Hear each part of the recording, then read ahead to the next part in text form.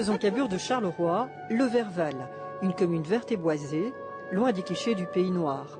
Mais pour en connaître plus long sur son histoire, direction sa bibliothèque. Il y a quelqu'un? Oui. Nous cherchons des renseignements sur l'histoire de Le Verval. Oui, il n'y a pas 36 solutions, il n'y en a qu'une, c'est le livre qui a été écrit par les habitants dans les années 80 et je vais vous le chercher dans les rayonnages. On vous suit. Mais au fait, d'où provient le nom de Le Verval? Il y a eu énormément de versions différentes et au départ, le loup dans la verte vallée, d'où loup Verval, le Verval à la longue de l'usage. Et donc, si je comprends bien, c'était une région très verte. Très verte et surtout très boisée et sauvage. À mon avis, c'était comme ça au début du Moyen-Âge.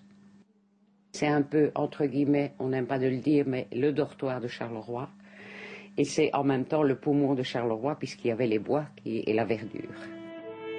Au cours de fouilles en 1980, dans les grottes dites des Sarrasins, qui sont dans les bois, on a trouvé des ossements qu'on a pu conserver et exposer ici. Quant à la grotte, la voici, nichée au fond des bois de l'Auverval.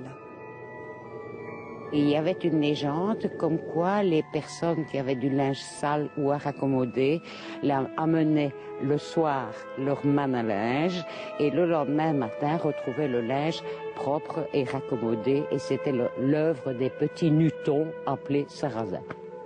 Qui habitaient la grotte. Qui habitaient à la grotte. On n'a jamais eu de preuves sur leurs traces ni sur... c'est juste une légende.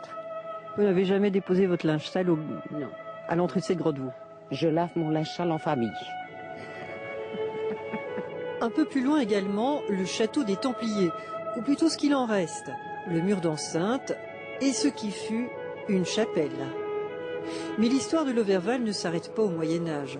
Son âge d'or, c'est même plutôt au début du siècle dernier qu'elle l'a connu.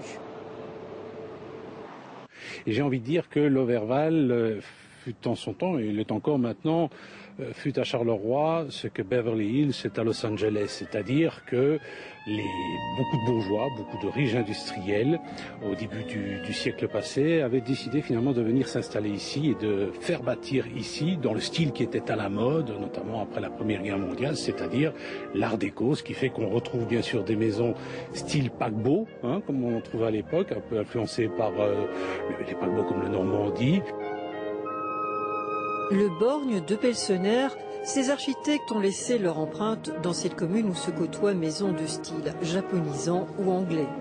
Parcourir le Verval, c'est un peu faire un tour du monde en quelques pâtés de maison.